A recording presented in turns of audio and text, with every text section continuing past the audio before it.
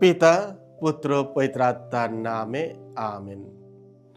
যিশু একদিন লোকের ভিড়ের দিকে তাকিয়ে গভীর দুঃখ অনুভব করলেন, কারণ তারা ছিল পালকবিহীন মেষেরই মতো, ক্লান্ত, অসহায় ও বিপজ্জনক।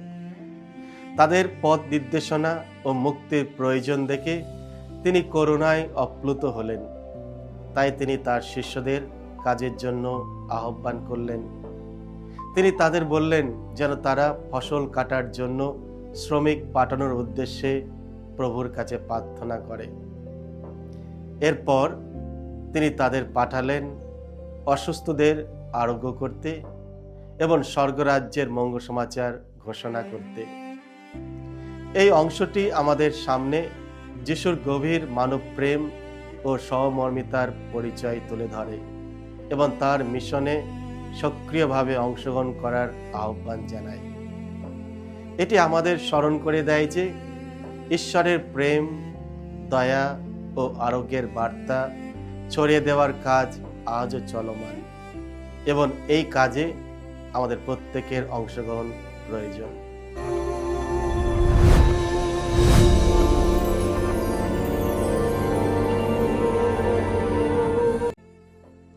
খ্রিস্টে আমার পরম প্রিয়জনেরা, আজ জুন মাসের 14 তারিখ, সাধারণকালের একাদশ রবিবার। আর এই রবিবারস্বরীয় দিনে ডেলি মান্না ঈশ্বরের বাণী প্রতিদিন নেওয়া হয়েছে সাধু মতি রচিত মঙ্গল সমাচার থেকে 9 অধ্যায় 36 থেকে এবং 10 অধ্যায় 8 পদ। এসে আমরা ভক্তিভাবে আজকের এই বাণীটি শুনি। একদিন লোকের ভিড় দেখে তাদের জন্য যিশুর কেমন দুঃখ হলো। ক্লিষ্ট অবসন্ন তারা, যেন পালকবিহীন মেষেরই মতো। তিনি তখন তার শিষ্যদের বললেন, ফসল প্রচুর, কিন্তু কাজ করার লোক অল্পই। তাই ফসলের মালিককে মিনতি জানাও, তিনি যেন তার শস্য ক্ষেত্রে কাজ করার লোক পাঠিয়ে দেয়। একদিন যিশু তার সেই 12 জন শিষ্যকে কাছে ডাকলেন। তাদের তিনি দিলেন অপবিত্র যত বিধেয়ী আত্মাকে তাড়িয়ে দেওয়ার ক্ষমতা আর মানুষের যত রোগ, যত ব্যাধি সারিয়ে তোলারও ক্ষমতা। সেই 12 জন প্রেরিতদের নাম হলো এই: প্রথম শিমন, যাকে পিতরও বলা হয়, আর তার ভাই আন্দ্রিয়, জেবেদের ছেলে যাকব আর যাকবের ভাই যোহন, ফিলিপ আর বাতলমিও, টমাস আর করগ্রাহক মতি, আলফের ছেলে যাকব আর তাদিও, উগ্রধর্মা শিমন আর সেই যোধা ইস্কারিয়াত, যিনি পরে যিশুকে শত্রুর হাতে তুলে দিয়েছিলেন।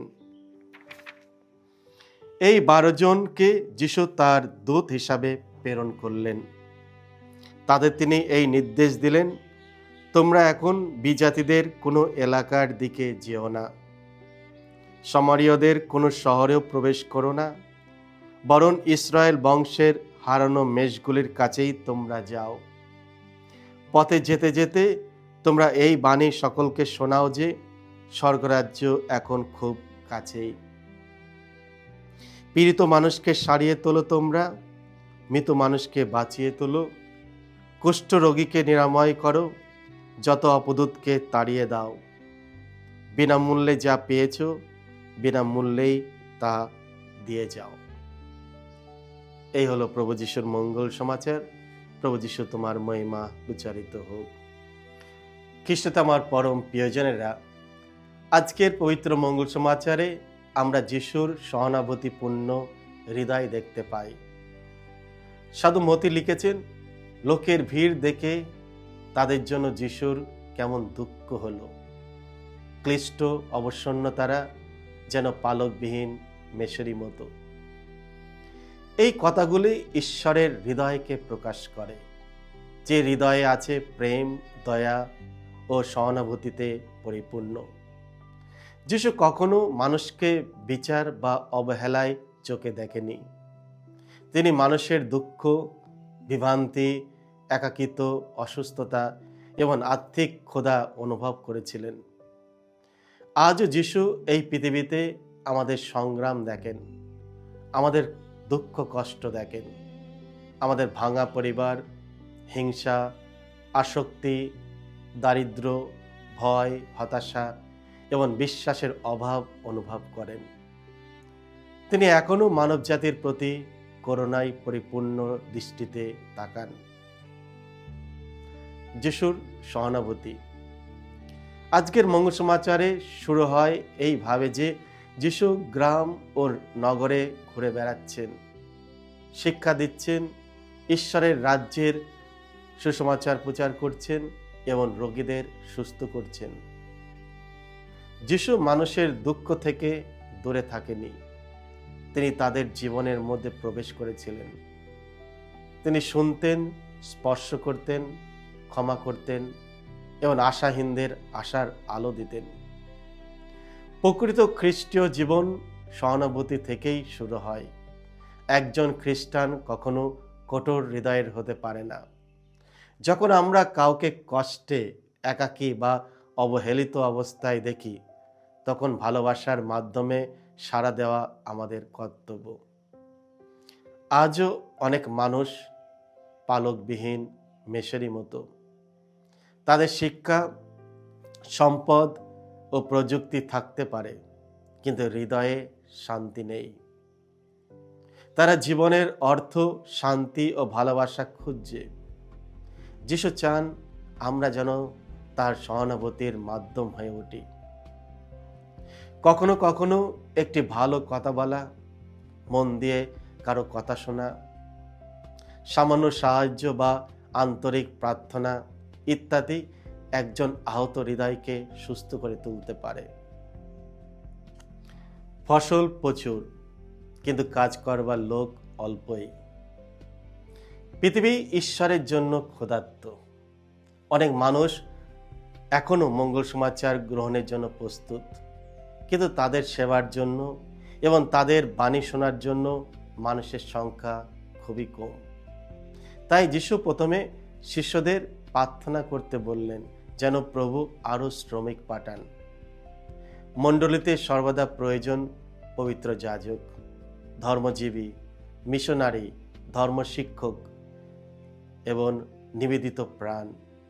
প্রত্যেক খ্রিস্টানদের একটি মিশন আছে। ঈশ্বরের মঙ্গল সমাচার প্রচার করা, মানুষের পাশে থাকা, তাদের সেবা করা, এটা হচ্ছে আমাদের মিশন। এটা শুধু যারা যাজক বা সন্ন্যাসী তাদের শুধু কাজ নয়। বাপ্তিস্মের মাধ্যমে আমরা সবাই খ্রিস্টকে প্রচারের আহ্বান পেয়েছি। পিতামাতা তাদের নিজ পরিবারের মিশনারি হন, শিক্ষকরা বিদ্যালয়ে মিশনারি, যুবক যুবতীরা বন্ধুদের মধ্যে মিশনারি। আমরা শুধু কথার মাধ্যমে নয়, আমাদের জীবনযাপনের মাধ্যমেও আমরা সুসমাচার প্রচার করি। মানুষ যেন আমাদের ধৈর্য, সততা, ক্ষমাশীলতা, নম্রতা ও ভালোবাসার মধ্যে খ্রিস্টকে দেখতে পায়। যিশু 12 জন শিষ্যকে প্রেরণ করলেন। আজকের পবিত্র মঙ্গল সমাচারে যিশু 12 জন প্রেরিত শিষ্যদের নাম ধরে ডাকলেন এবং তাদের রোগমুক্ত করা, অশুভ আত্মাকে তাড়ানো এবং ঈশ্বরের রাজ্য ঘোষণা করার ক্ষমতা দিয়ে পাঠালেন। এখানে আমরা একটি গুরুত্বপূর্ণ শিক্ষা পাই। যিশু নিখুঁত মানুষদের ডাকেনি। প্রেরিত দূতেরা দুর্বল ও সাধারণ মানুষ ছিলেন, তবু যিশু তাদের বিশ্বাস করেছিলেন এবং তাদের রূপান্তরিত করেছিলেন। ঈশ্বর আজও আমাদের মতো সাধারণ মানুষদের ডাকেন। আমরা অনেক সময় মনে করি আমি দুর্বল, আমি যথেষ্ট জানি না, আমার অনেক পাপ আছে।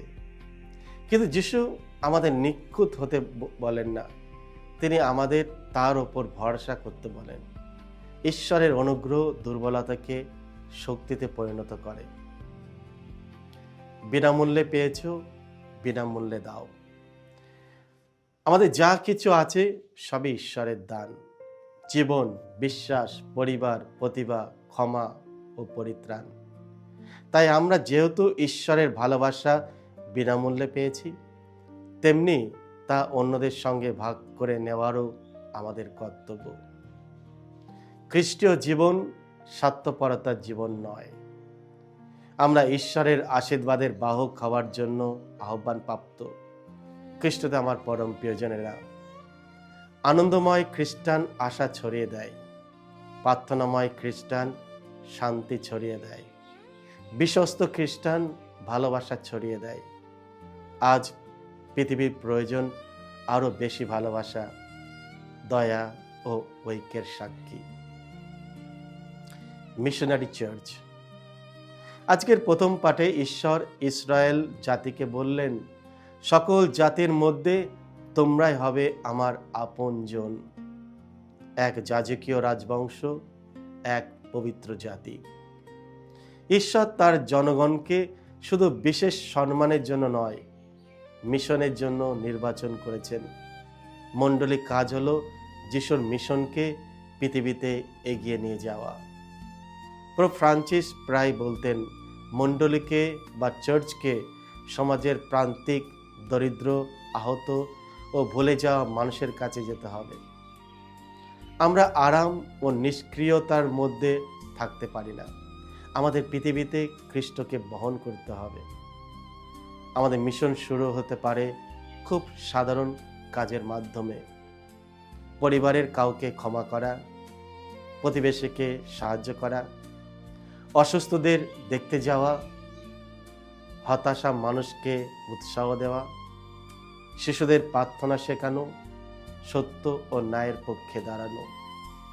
এই ছোট ছোট কাজগুলিরই ঈশ্বরের রাজ্যের শক্তিশালী চিহ্ন হয়ে ওঠে। আজ যিশু আমাদের দিকে ভালোবাসার দৃষ্টিতে তাকিয়ে বলেন, ফসল প্রচুর।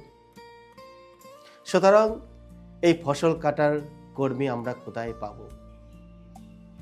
তিনি আমাদের প্রত্যেককে সহানুভূতিশীল মিশনারি হওয়ার আহ্বান জানাচ্ছে। তিনি চান আমরা তার আরোগ্যকারী উপস্থিতি পৃথিবীতে বহন করি। পবিত্র কুমারী মারিয়া, মণ্ডলীর জননী, আমাদের সবাইকে যেন যিশুকে বিশ্বস্তভাবে অনুসরণ করতে সাহায্য করেন। আর পবিত্র আত্মা যেন আমাদের সাহস দেন আনন্দের সঙ্গে মঙ্গল সমাচার প্রচার করতে। আমরা যেন সর্বদাই মনে রাখি প্রভু যিশুর আজকে লাস্ট বাণী, লাস্ট কথা, তোমরা বিনামূল্যেই পেয়েছ, বিনামূল্যেই দিয়ে যাও। খ্রিস্ট আমার পরম প্রিয়জনেরা, আমরা সবাই বিশ্বাসী মানুষরা প্রভু যিশুকে বিনামূল্যে পেয়েছি। এসে আমরা প্রভুকে বহন করে মানুষের কাছে নিয়ে যাই। যারা এখনো ক্ষুধার্ত প্রভু যিশুকে পাওয়ার জন্য, যারা এখনো ক্ষুধার্ত ঈশ্বরের ভালোবাসা অনুভব করার জন্য, যারা এখনো ক্ষুধার্ত আমাদের কাছ থেকে ক্ষমা পাওয়ার জন্য, এসো আমরা ঈশ্বরের ভালোবাসা তাদের কাছে নিয়ে যাই। আমরা যা কিছু বিনা পয়সায় পেয়েছি, এসো আমরা সেই সব জিনিসগুলি মানুষের কাছে নিয়ে যাই, যাতে তারাও আমাদের মধ্য দিয়ে ঈশ্বরের পরিত্রাণ যেন লাভ করতে পারে। সকলকে জয় যিশু। ঈশ্বর আপনাদের সকলকে আশীর্বাদ করুন।